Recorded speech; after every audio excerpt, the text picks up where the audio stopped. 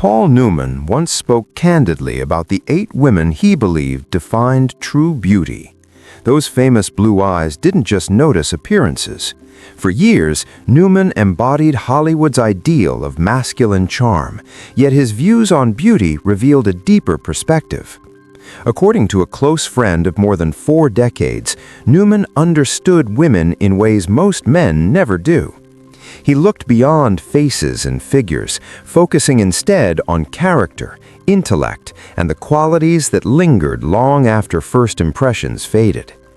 Later in life, after a long marriage to Joanne Woodward and a career shared with cinema's most striking women, Newman occasionally reflected on beauty in ways far removed from Hollywood cliches. He was famous for his line about loyalty. "Why settle for a hamburger when steak is at home?" recalled a director who worked with him repeatedly. That devotion never meant he failed to notice beauty elsewhere. He simply viewed it through a different lens. In this episode, we explore Paul Newman's personal list of the 8 most beautiful women he ever encountered. What mattered to him wasn't just physical allure, but the rare traits that elevated certain women into something unforgettable. Every conversation about beauty in Newman's world began and ended with Joanne Woodward, his wife of 5 decades. While most Hollywood marriages burned out quickly, Newman and Woodward's bond endured against all odds. A longtime family friend confirmed she was always his number one. Paul could speak about other women the way artists discuss form and balance, but Joanne was different. Whenever her name came up, his tone softened and deepened. Though he often repeated his famous steak and hamburger remark, those close to the couple knew it barely captured what he felt. Newman once explained that Joanne's beauty wasn't flashy, it was lasting. "She revealed herself slowly," he said. "At first meeting, you noticed her attractiveness. After many encounters, you realized her greatness." Unlike the overt glamour of many co-stars, Woodward possessed what Newman called intelligent beauty, blending talent, wit, and integrity into something far richer than surface appeal. He admired that she wasn't defined by her looks, noted a director who worked with both of them. Joanne had earned her Oscar before Paul and approached acting with fierce intelligence. That mix of depth and beauty fascinated him endlessly. Their life together wasn't untouched by hardship. Struggles with drinking and the devastating loss of their son, Scott, in 1978 tested their marriage deeply. Yet through everything, Newman's reverence for Joanne never faded. Even decades later, friends recalled him catching him watching her with quiet awe. It wasn't longing for youth that moved him, it was respect for the woman she continued to become.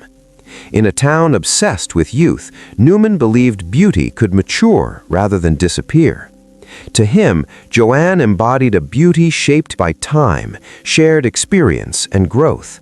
Her appeal deepened instead of diminishing. As we step away from the intimacy that defined his marriage, we turn to a very different expression of beauty, one marked by elegance so complete it led to royalty. Grace Kelly entered Newman's life at a moment of transition. When they worked together in 1958 on The Left-Handed Gun, she was preparing to leave Hollywood forever. Having married Prince Rainier III, Kelly was completing her final film before becoming Princess of Monaco. A crew member recalled Newman describing her as unforgettable within minutes of meeting. There was something about Grace that felt separate from everyone else. On a set usually filled with noise and urgency, she moved with calm precision. Newman admired more than her beauty. What struck him was her composure. While others worked to demand attention, Grace drew it effortlessly. He once described her as silence in a loud room. She didn't perform for notice or dominate a space. She simply existed with such clarity that everything around her seemed unsettled by comparison. Grace Kelly's calm elegance was never a performance, but a true reflection of who she was. Growing up in a privileged Philadelphia household shaped her sense of discipline and refinement, qualities she carried into Hollywood and eventually into a life that fit her perfectly. Paul Newman once remarked that Kelly seemed more believable as a princess than as a movie star, according to a film historian. It was meant as admiration, suggesting her grace felt innate enough that royalty appeared to be a natural continuation rather than a dramatic transformation. What most stood out to Newman was how Kelly's beauty didn't depend on her environment. Unlike many actresses whose allure relied on lighting or styling, her appearance stayed strikingly consistent in any setting. Cool, poised, unmistakably regal, even before her royal title, recalled someone from her studio years. Most women, Newman observed, look best under ideal conditions. Grace looked the same in a crowded commissary as she did on screen, a rare kind of beauty that needed no enhancement. To him, she embodied a uniquely American contradiction. She represented democratic ideals while possessing an effortless nobility that made becoming a European princess seem almost destined. Her beauty extended beyond appearance, rooted in the harmony between who she was and how she appeared. Where Kelly reflected restraint, the next woman offered a sharp contrast. An intensity Newman found just as magnetic, though entirely different in nature. If Grace Kelly stood for composure, Elizabeth Taylor was pure force. Newman crossed paths with Taylor many times, though they never shared the screen. What captivated him wasn't only her famous beauty, but the explosive energy she carried with her. He admired her fire and unforgettable violet eyes. Remember the producer from the 1960s. While many stars projected distance and perfection, Elizabeth radiated immediacy and emotion. She wore her beauty boldly, almost daring anyone not to notice. Though her violet eyes were legendary, Newman understood her appeal went far beyond a single physical trait. Her life was driven by intensity, resilience through illness, and complete honesty about desire. She didn't walk into a room, she set it off, Newman reportedly said after one industry gathering. Some women want admiration from afar. Elizabeth demanded engagement, pulling everyone around her into an emotional reaction. Whether it sparked attraction, envy, or intimidation, her presence was undeniable. This made her unlike most Hollywood beauties of the era. While studios carefully controlled many stars, Taylor lived openly, flaws and all, without disguise. Her marriages, illnesses, body changes, and causes unfolded in full view, part of a life lived without restraint. She was volcanic, beautiful in a way that burned, a friend once recalled. Newman deeply respected her refusal to hide the difficult parts of her life. Where others concealed weakness, Elizabeth met everything head-on. That honesty, above all, struck him as beautiful. Her choice to age publicly rather than disappear impressed Newman greatly. In an industry quick to sideline women, Taylor remained powerful at every stage. Newman once said she was the only star he knew who genuinely enjoyed growing older, shared a director they both knew. She didn't resist time with fear, she absorbed each phase into who she became. That acceptance resonated with Newman in a business built on illusion. To him, Elizabeth Taylor was beauty reinforced by courage. Her looks were remarkable, but her fearless authenticity made her unforgettable. Leaving behind Taylor's raw American intensity, the focus shifts to a woman of international glamour, an Italian actress whose blend of sensuality and intellect created a beauty without borders. Sophia Loren, the woman who rendered men unnecessary. When Paul Newman worked with Sophia Loren in Lady L in 1967, he encountered an actress who had conquered Hollywood without ever surrendering herself to it. What stayed with him wasn't only her striking looks, but the calm authority she carried everywhere she went. She had a face that made you lose your bearings, one crew member later remembered.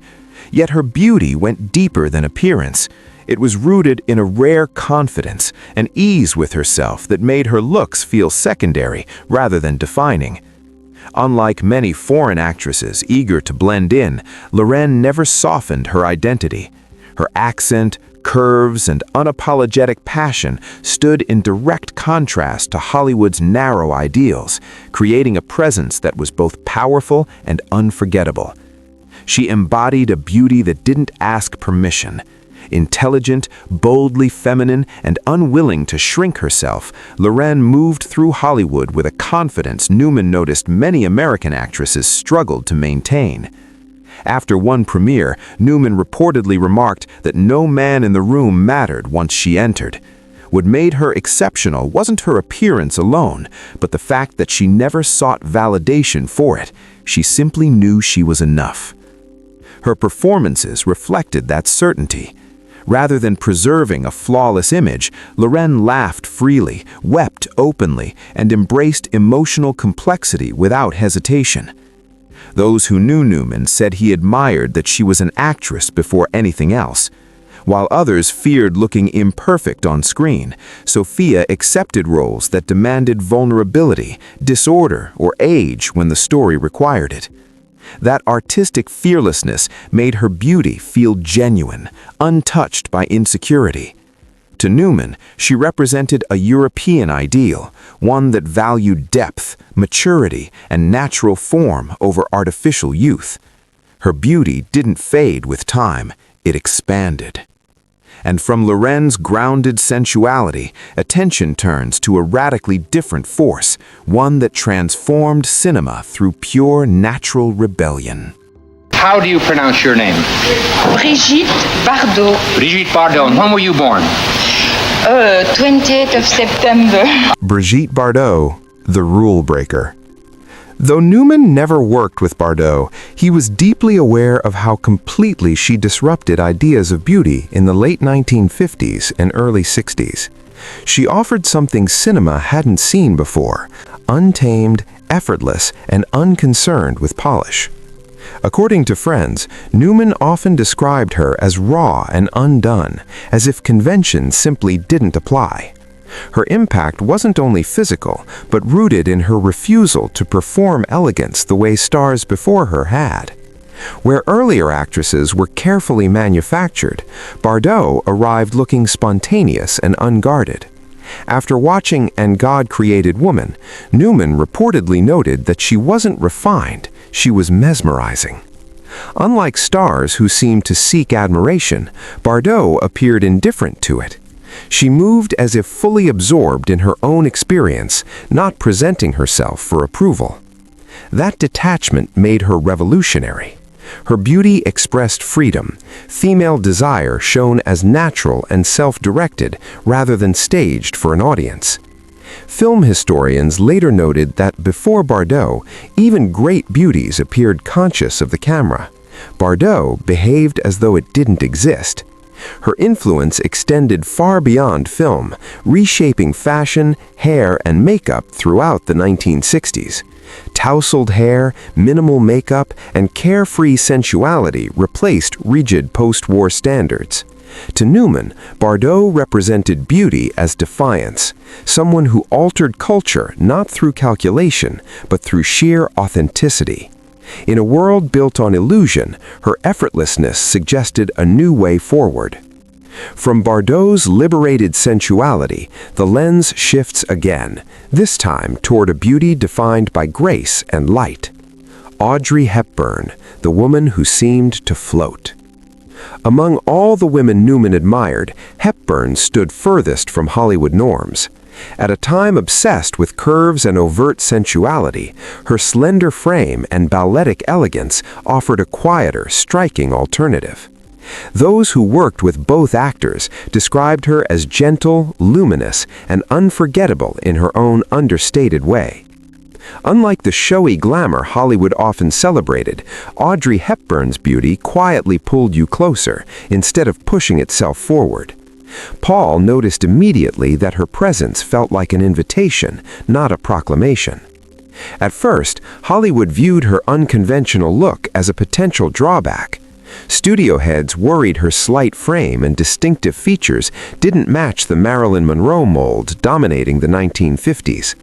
In time, though, those very differences proved far more lasting than standard prettiness ever could.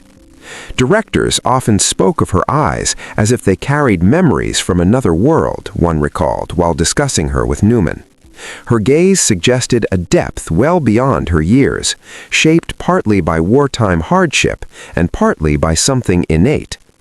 Paul found that mix of fragility and wisdom deeply magnetic. Rather than wielding beauty as power, Hepburn carried hers with humility.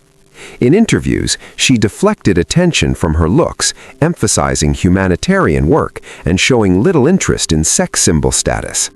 She didn't flirt, she floated, Newman reportedly said after seeing her at an event. While many stars moved with full awareness of their impact, Audrey drifted through space with effortless lightness. That ease captivated because it felt entirely unforced. The same natural grace defined how she aged. As others clung to youth or vanished from view, Hepburn embraced her later years with dignity, focusing on UNICEF and allowing time to leave its mark. Newman once remarked that she was the only beautiful woman he knew who became more herself with age, according to a friend. Where fading beauty diminished others, Audrey arrived fully into who she was meant to be. Her compassion, composure, and courage reflected a beauty that went far beyond the physical. To Newman, Hepburn embodied character made visible. Her looks mattered because they expressed something deeper within. No measurement or feature could explain her appeal. It came from the harmony between who she was and how she appeared. Lauren Bacall, famously dubbed the most dangerous woman in a cocktail dress. Though they never worked together, Newman crossed paths with Bacall often, and what stood out wasn't just her looks, but her absolute self-command. From her very first film, her confidence elevated her from attractive to formidable. She could undo you with a single look, Newman once said, a producer later recalled. Bacall appeared entirely in control the moment she entered the frame. Where young actresses often seemed eager or adaptable, Bacall projected certainty, even at 19 in her debut opposite Bogart. That confidence was partly taught, as Howard Hawks coached her to lower her voice and still her movements. What began as technique quickly fused with her true self, forming a presence that radiated assurance. Calling her the most dangerous woman in a cocktail dress was praise Newman meant for her ability to command a room instantly. She avoided obvious sexuality or traditional feminine tricks, relying instead on intelligence, wit, and unwavering self-belief. Bacall's beauty functioned on a different wavelength than her peers. While others leaned on softness or allure, she built appeal through attitude, the lowered chin, lifted eyes, dry delivery, and refusal to yield ground to powerful men. She didn't try to be beautiful, she tried to win, and she did, Newman reportedly said after watching her with Bogart. What set Bacall apart was her lack of need for approval. From her first scene in To Have and to Have Not, she stood as Bogart's equal, not his ornament. That confidence produced a richer and more enduring beauty than prettiness alone ever could. Even early on, Bacall felt modern. While many actresses of the 1940s and 50s defined themselves through men, she portrayed women with agency, intellect, and unmistakable boundaries. What made her captivating wasn't softness, but strength. To Newman, Bacall embodied beauty as power made visible.